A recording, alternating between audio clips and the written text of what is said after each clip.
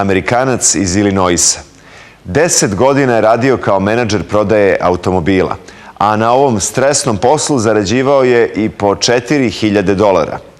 Surfujući internetom, pronašao je prijatelje iz Srbije i rešio da ih lično upozna. Napustio je posao, porodicu i dom i preselio se u miran vojvođanski grad. Volontira u srednjoj školi, živi od ušteđevine i roditeljskog džeparca.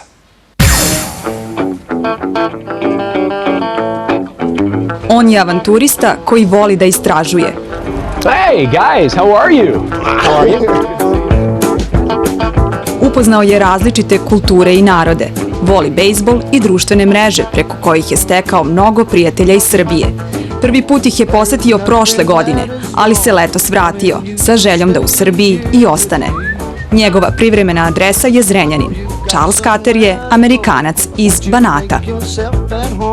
When I told my parents and my friends back home that I was going to Serbia again for the second time on a one-way ticket, they thought it was just, insane for me to be that far from home for that long period of time. Charles ili Chuck, kako ga prijatelji u Srbiji zovu, kaže da mu je omiljeni hobi putovanje po svetu. Obišao je 11 zemalja, ali je samo u jednoj od njih poželeo da živi. I think my favorite has been Serbia. Serbia is just the uniqueness about the people, the friendliness, the buildings, the laid-back way of life, and also the cost of living here. You ready? Ovaj diplomirani menadžer prodaje iz Illinoisa menjao je američki san za iznajmljeni stan u Zrenjaninu. Trgovinu automobilima i platu od $4.000 menjao je za volonterski posao predavača engleskog jezika. So, is there any questions? Anybody got any questions for me? Yes. Certainly. How old are you? How old am I? How old do I look? 18. Ah, what a good guy. I like him. What a great guy. Thank you.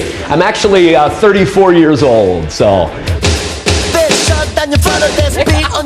Svi ga vole i prihvataju kao da je deo njihove porodice. Ja sam sa Charlesom upoznao prošle godine, to je preko Facebooka, dopisivali smo se, znači prvi Srbin koga on upoznao sam ja. Bio je i kod mene u kući, spavao i oduševio se i hranom i gostoprimstvom. Često idemo na plivanje pošto voli da pliva. Ja sam ga naučio da pliva pošto nije znao. Charlie još mnogo toga nije znao kada je stigao u Srbiju. Ne bavi se sportom, a u bilijaru je, kako je i sam priznao, očajan.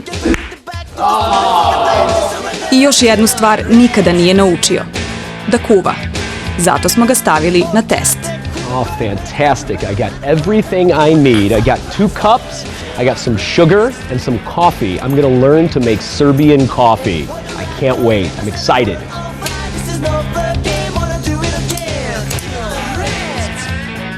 Eksperiment je uspeo. Ukus kafe biće bolje sledeći put. Naravno, ako bude prilike, pošto je Charlie sada ovde.